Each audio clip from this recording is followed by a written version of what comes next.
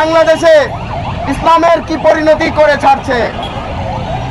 তারা ধর্মকে ব্যবহার করে, ইসলামকে ব্যবহার করে উগ্রতা ছড়াচ্ছে, মানুষকে হত্যা করছে, মানুষের ওপর হামলা করছে, মাজার ভাঙছে, মন্দির ভাঙছে, জনগণের ওপর অন্যায় অত্যাচার করছে।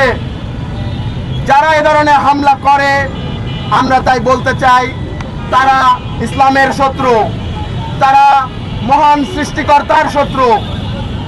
যারা আল্লাহর দোহাই দিয়ে, যারা ইসলামের দোহাই দিয়ে বিচারের দায়িত্ব নিয়ে নেয় নিজেদের হাতে, তারা সরাসরি ইসলামের শত্রু। বন্ধুগণ, মনে রাখবেন,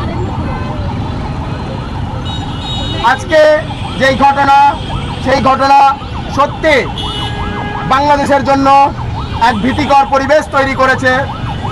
সারা পৃথিবীতে এই নিউজটি ছড়িয়ে পড়েছে।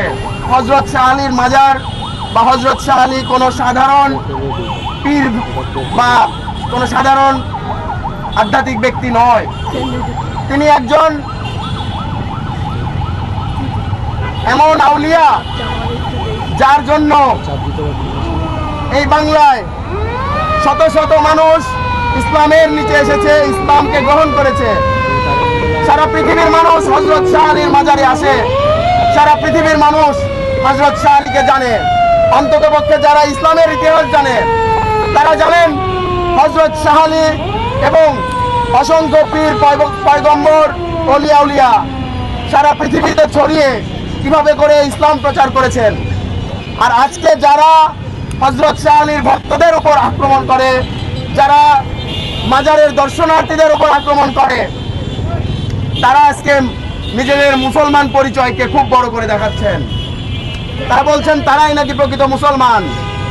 কিন্তু আমরা যদি কোরআন দেখি, আমরা যদি ইসলামের ইতিহাস দেখি, তাহলে যারা হামলা করেছে, যারা হামলার জন্য দায়ী, তারা কোনোভাবেই মুসলমান হতে পারে না।